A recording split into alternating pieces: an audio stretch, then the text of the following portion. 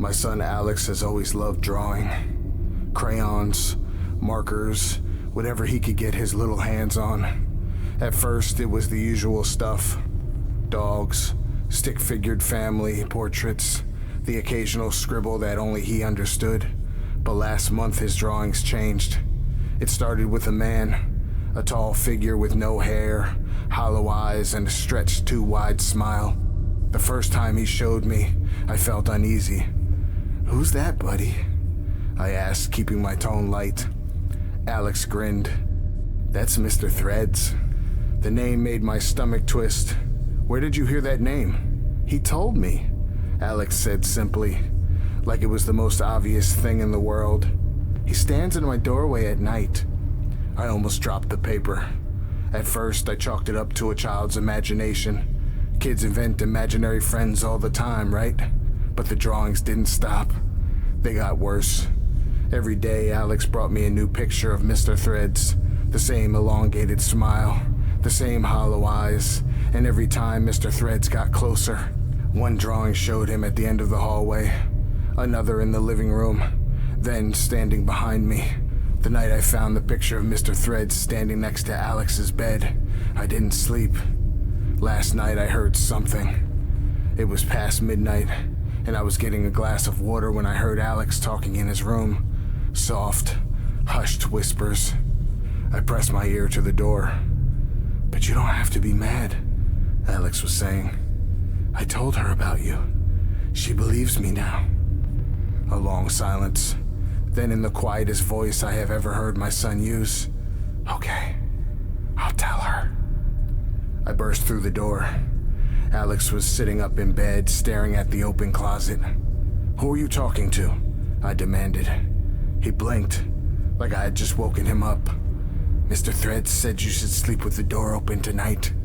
My stomach dropped. "Why?" Alex's lower lip trembled. "So he can come in." I slept with the door locked. This morning, Alex wouldn't look at me. He just kept scribbling furiously, his crayon scratching against the paper. When I finally coaxed it out of his hands, my breath caught in my throat. It was me, sleeping, and behind me, looming over the bed, Mr. Threads. I grabbed my son's shoulder. "Alex, tell me the truth. Have you actually seen him?" He didn't speak. He just gave a tiny, reluctant nod. His little hands gripped the fabric of his pajama pants, and he bit his lower lip. I tried to steady my breathing. "When?" "Every night," he whispered. I thought I might be sick. "What does he do?" Alex hesitated, but then pressed his hands over his eyes. "He watches, but he doesn't have eyes. So sometimes he borrows them." A sharp chill ran down my spine. "What do you mean he borrows them?" Alex shuddered. "Sometimes I wake up and everything is blurry, and my eyes hurt." His voice wavered. "That's when I know he's using them." My hand started shaking. I ran to the bathroom, flipping the light switch, and studied my son's face. His pupils were dilated, like he'd been staring into pure darkness for hours. I turned his head gently to the side, checking under his eyes. Dark circles, so deep they looked bruised. "We're leaving," I said, my voice barely above a whisper. That night I kept every light on in the house.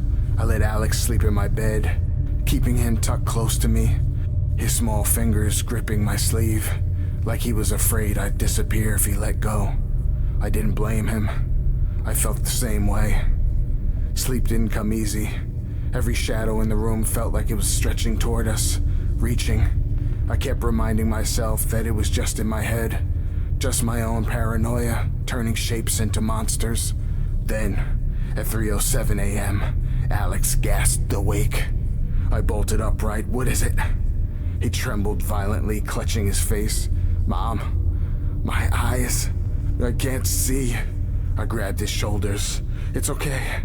It's okay, I'm here. You're safe." But even as I said it, I saw a shift in the room. The light flickered, just once, then again, and the temperature dropped. I turned slowly toward the bedroom door. It was open.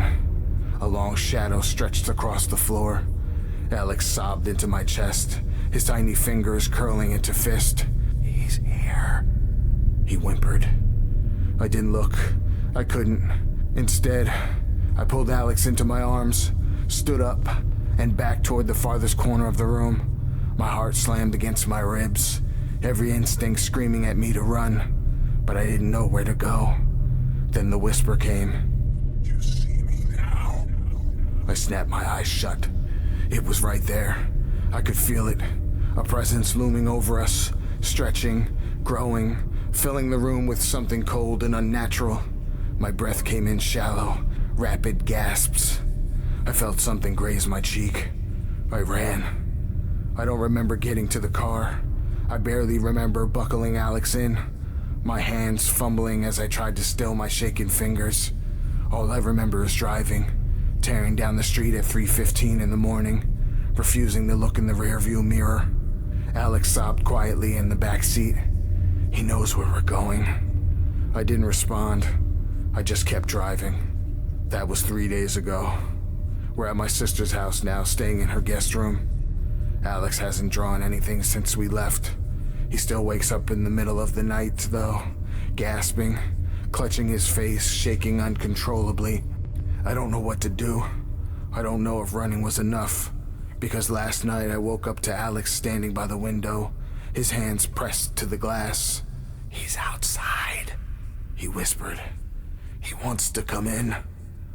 And this morning, I found a drawing crumbled under his pillow, a sketch of my sister's house, with Mr. Thread standing at the front door.